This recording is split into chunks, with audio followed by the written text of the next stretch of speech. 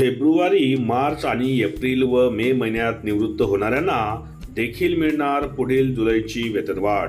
उच्च न्यायालयाने दिला निर्णय. तर नमस्कार मित्रमैत्रिणींनो, आपण बघत आहात माझे यूट्यूब चॅनल एज्युकेशनल मनोहर.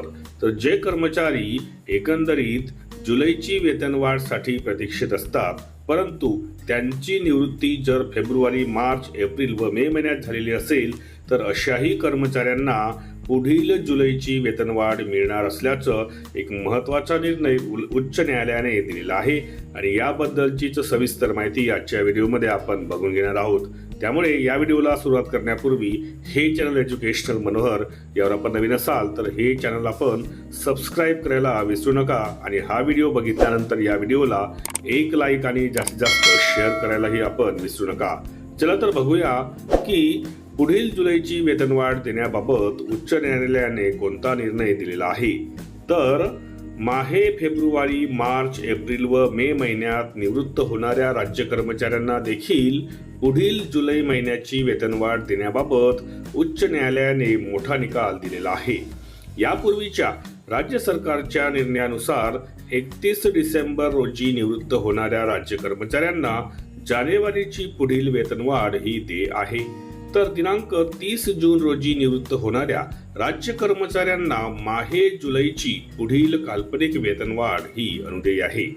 आता मुंबई उच्च न्यायालयामध्ये दाखल याचिकानुसार जे कर्मचारी माहे फेब्रुवारी, मार्च, एप्रिल व मे महिन्यात निवृत्त होणाऱ्यांना देखील पुढील माहे जुलैची काल्पनिक वेतनवाढ अनुदेय करण्यात यावी, असा एक मोठा आणि महत्त्वपूर्ण निकाल हा न्यायालयाने दिलेला आहे. या निर्णयामुळे राज्य कर्मचाऱ्यांना मोठा आर्थिक लाभ मिळणार आहे, कारण सदर कालावधीमध्ये निवृत्त होणाऱ्यांची संख्या देखील मोठी आहे. तर एक वेतनवाढ लागू झाल्यास पेन्शनमध्ये देखील मोठा लाभ मिळेल.